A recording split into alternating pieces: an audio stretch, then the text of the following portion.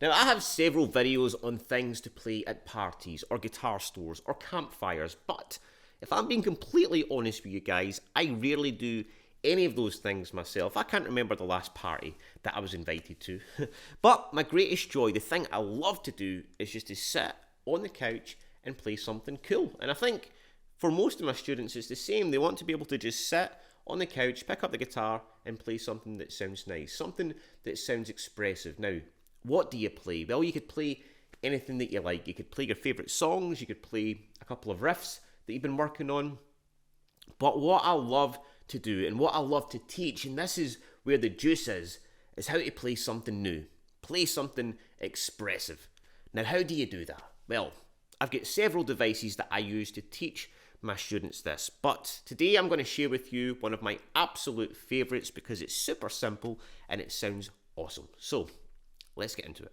Alright, so we're going to start off with the device, and then I'm going to show you a little chord progression that I use using this that you can also use, and I'm going to show you a few different licks that you can use to bring it all together. Now, the device we're going to use is using all the chords in E major, but we're going to play them as triads and using the open strings. Alright, that might sound complicated, but basically it just looks like this.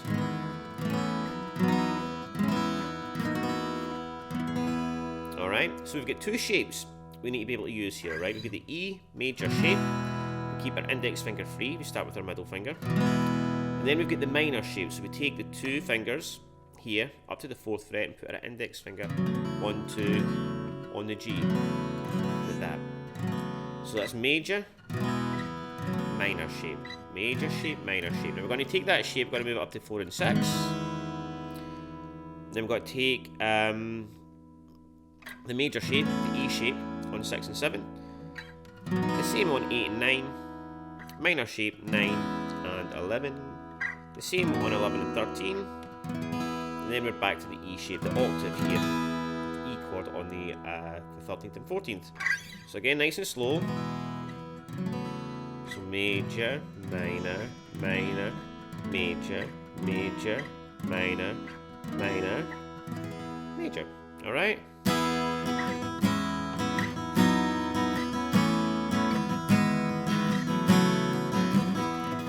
Lots of cool stuff that you can do using that chord progression. But I'm going to show you something that I love to use. Alright, this is inspired by John Mayer, which is taking 3 chords out of that. We're going to take the C sharp minor, the A and the E. Okay, so that's just 9 and 11 up here, the minor shape up here. And then we're going to take the E major shape, but that's the E chord actually, confusing. 6th and 7th fret, and then back to the E chord here. I'm just going to do this. Alright, a little bonus tip here. You actually, if you play behind the sound hole, you'll get that extra lush sound with the guitar. Alright? And if you're loving the sound that you're getting from the guitar right now, do me a favour and like the video and subscribe if you haven't already to catch more stuff like this every week. Anyways, here we have, right, C sharp minor, A, and an E. Now, the next thing we're going to do, right, that's easy enough, alright, but we can get a different tonal quality by playing those chords a little differently, alright? Now, I'm going to show you 3 other ways, or one other way of playing these 3 chords using open strings. We're going to put our index finger here on 4, and our fingers on our third and our pinky on 6 and the D and G. And again, play all the chords here. We're basically playing a C sharp power chord, really. And then this is lovely. Alright, we've got the A here, 5, 6, and 7. Again, playing all the strings here from the B. And then we've got this lovely E chord here. We've got 4 in the G, 5 in the B, 6 in the D. It's great to get to know this little triad shape. Okay, so far, C sharp minor, A and E, 2, 3, 4, C sharp minor, A, E, 2, 3, 4. Alright, so we're going to add in some spicy E major pentatonic licks now that sound like this.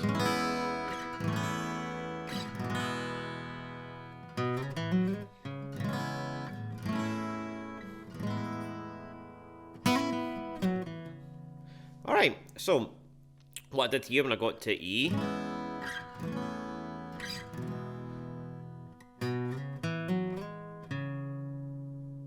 alright, this is just using pentatonic here from 2, slide up to 4 on the A string, 2 hammer on to 4 on the D, and then slide up to 6. That allows me to get my finger on the C sharp there on the 4th fret, and then I can come right into that chord. And then A, the E chord here. Now again, my fingers are strategically placed right here on 4 and 5 on the G and B, which means I can use this little double stop, little Hendrix style double stop here from 4 and 6 to 5 on the G, then off again, and then from 6 to 4 on the D, 2 on the D, and then 4 on the A.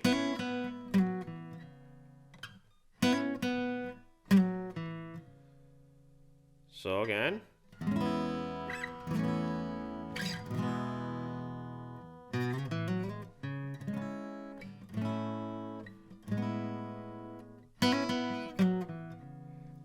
Okay, now, lying here, right, I'm going to use a couple of other chords just to finish this off from that device. I'm going to put my pinky then on 4, on the 6 of the 4th fret, put my index finger here, back to this minor shape here, the F sharp, minor, 2 and 4, and then climb up again, 4 and 6, the A here, on 6 and 7, then the B on 8 and 9,